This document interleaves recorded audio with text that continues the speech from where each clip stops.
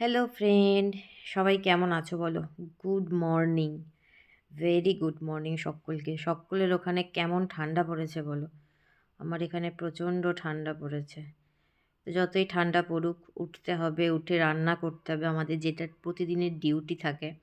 তো সকালবেলা উঠে আমি বাঁধাকপি আলুর তরকারিটা করে নিয়েছি, ডালটা বানিয়ে নিয়েছি। এখানে আছে মুসুর ডাল আছে, যেটা ধনেপাতা দিয়ে বানিয়েছি, আর বাঁধাকপির তরকারি বানিয়েছি। আর এদিকে আটা মাখা হয়ে গেছে, রুটি করব, কারণ টিফিনে দেব বরকে।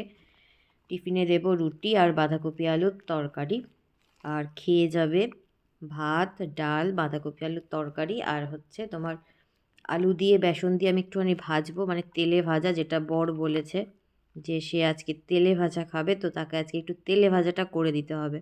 সচরাচর সে বলে না, মাঝে মধ্যে যখন তার ভালো লাগে তো বলে আমাকে আজকে এটা করে দেবে, তো চেষ্টা করি করে দেওয়ার।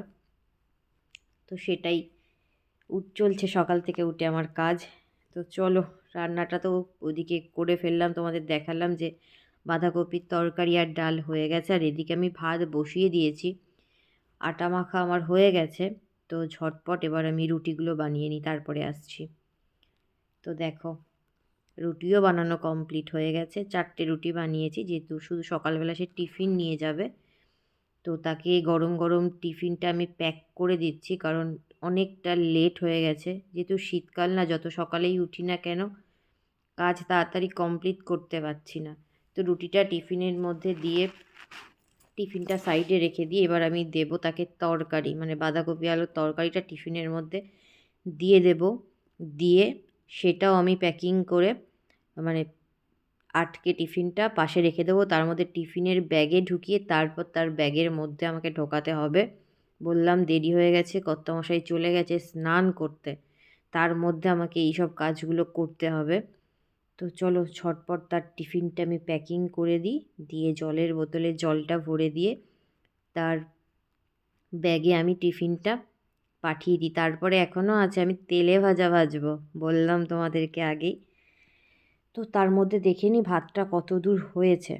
তো ভাতটা এখনও হয়নি, আর একটুখানি হবে। তো আমি সেই সকালে চা বানিয়েছিলাম, বলেছিলাম কাজ করতে করতে চা আমার খাওয়া হয় না, মানে গরম চা আমি কোনো দিনই খেতে পারি না। তো এই ঠান্ডা চাই খাচ্ছি, পুরো জলের মতো। দেখো দুটোকেই পুরো মোটামুটি আমি চাটা শেষ করে ফেলেছি। তোমাদেরও কি সকালবেলা ঠিক এরকমই হাল হয়, যে কাজ করতে করতে চাটা আর গরম থাকে না, এরকম ঠান্ডা চাই খেয়ে নিতে হয়? আমার প্রতিদিনের হয়, আমি প্রতিদিন ঠান্ডা চা খাই। কোনো দিনও যদি ভালো লাগে, হয়তো সে চলে যাবার পর আমি হয়তো চা বানালাম স্নান করে, তখন খেতে পারি, না হলে নয়। তো চলো ঝটপট তেলে ভাজাটা ভেজে নিই, কারণ কর্তামশাইকে খেতে দিতে হবে।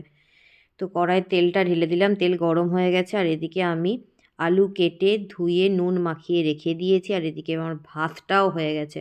ভাতটাও উপুর করতে হবে, মানে ফ্যানটা ঝরাতে হবে। তো ফ্যানটা ঝরিয়ে আমি আবার আসছি তেলে ভাজা ভাজতে। তো দেখো বেসন সব করে রেখে দিয়েছি ফেটিয়ে, আর এখানে আলুতে নুন মাখিয়ে রেখে দিয়েছি। তেল এদিকে গরম হয়ে গেছে, তো ঝটপট আমি তেলে ভাজাগুলো কড়াইয়ের মধ্যে দিয়ে দেব। তো আজকের ভিডিওটা কেমন লাগলো একটুখানি বলো। একটা মিনি ব্লগ তোমাদের সঙ্গে শেয়ার করলাম। তো তোমাদের সকালের কার কী অবস্থা? আমার মতো এরকম কি তোমাদেরকেও সকালে দৌড়াতে হয়? তাহলে একটুখানি জানিও আমার নিচে কমেন্ট বক্সে। আমার প্রতিদিন সকালে এইভাবে দৌড়াতে হয়। তো এদিকে তেলে ভাজা রেডি, আর কর্তামশাইকে আমি এদিকে ভাতও দিয়ে দিয়েছি। তো আজকের ভিডিওটা কেমন লাগলো একটুখানি জানিও। আজকের মতো এইটুকুই, টাটা।